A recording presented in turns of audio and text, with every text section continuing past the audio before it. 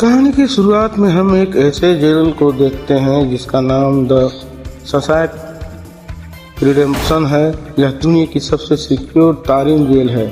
इस जेल में हजारों कैदी हैं, लेकिन आज तक इस जेल से कोई भी कैदी फरार नहीं हो सका, क्योंकि इस जेल का सिक्योरिटी बहुत ही ज़्यादा स्ट्रिक्ट है।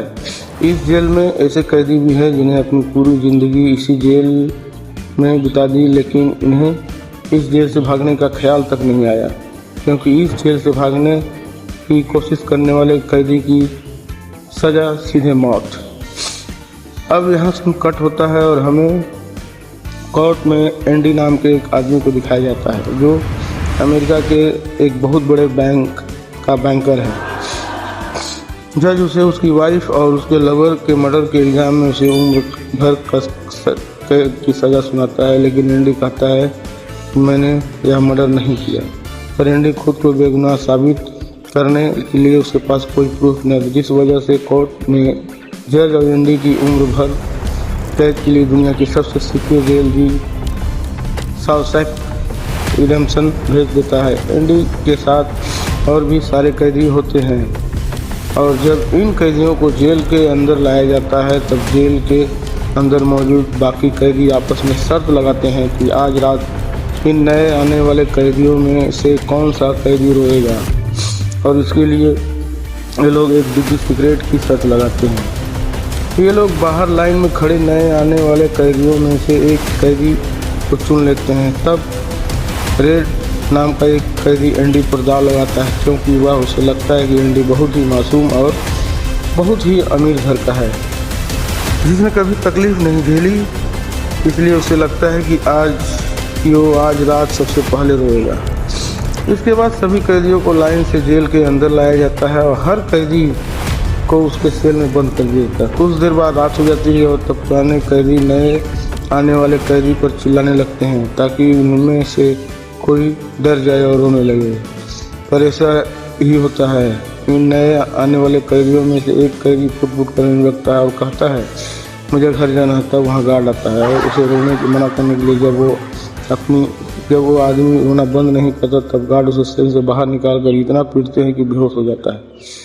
दूसरी तरफ रेड एंडी पर लगाया हुआ दाव हार जाता है, और रेड समझ जाता है कि एंडी बहुत ही स्ट्रांग है, क्योंकि इतना डराने के बावजूद उसने एक आवाज़ तक नहीं की। इसलिए अगले दिन रेड अपने साथियों को सिगरेट का एक डिब्बा दे देता है, क्योंकि रेड एंडी पर लगाया हुआ दाव हार चुका था।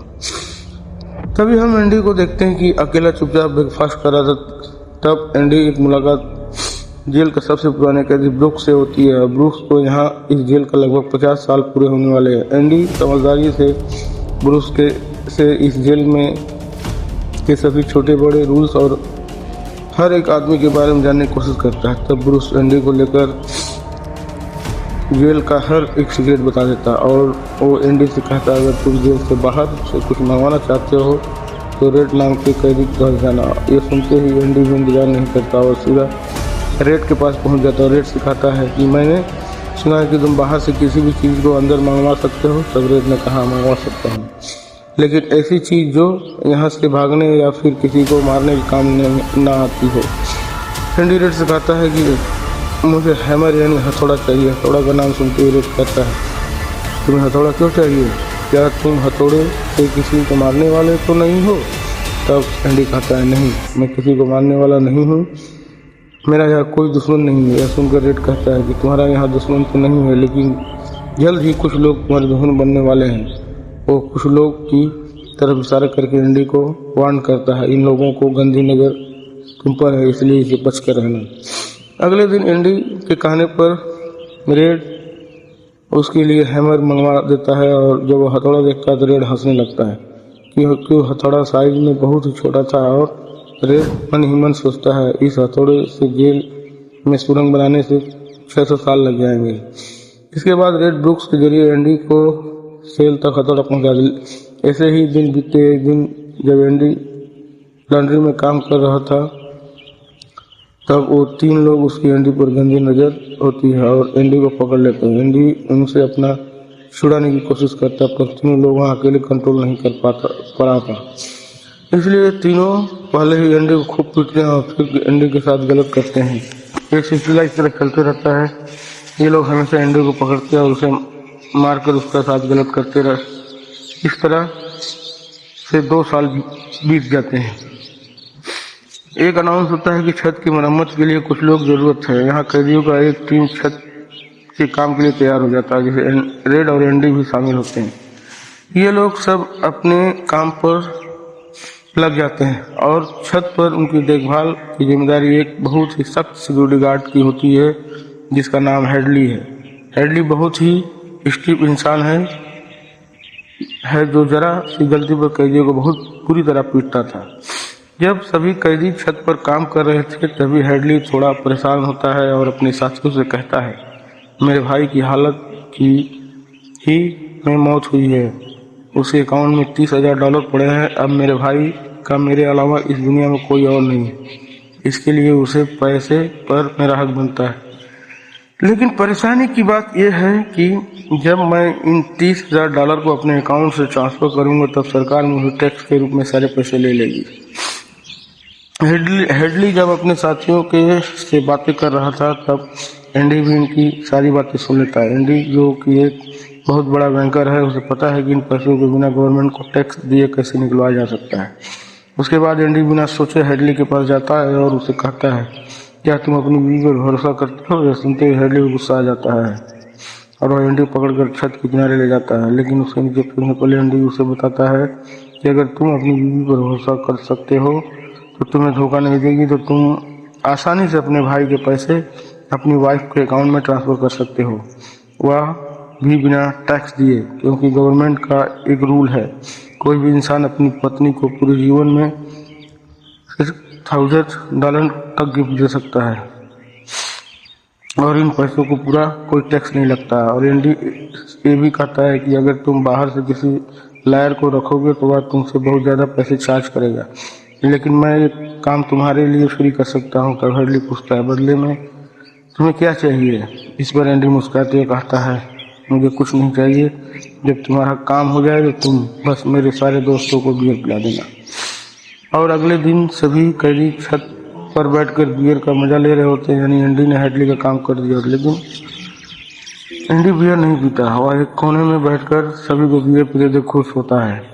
एंडी के साथी भी उसे बहुत खुश होते हैं, क्योंकि जेल में बियर पीना ऑलमोस्ट इम्पॉसिबल था, लेकिन एंडी की वजह से उनकी यह इच्छा पूरी हुई। फिर समय ऐसा ही बीतता गया और एंडी और रेड की दोस्ती गहरी होती गई। कुछ दिन बाद जेल के सभी कैदियों को फिल्म दिखाई जाती थी और सभी लोग रीटा हैवर्थ की फिल्म देख रहे थे। तभी एंडी के पास आकर कहता है, मुझे रीटा हैवर्थ का एक बड़ा पोस्टर चाहिए।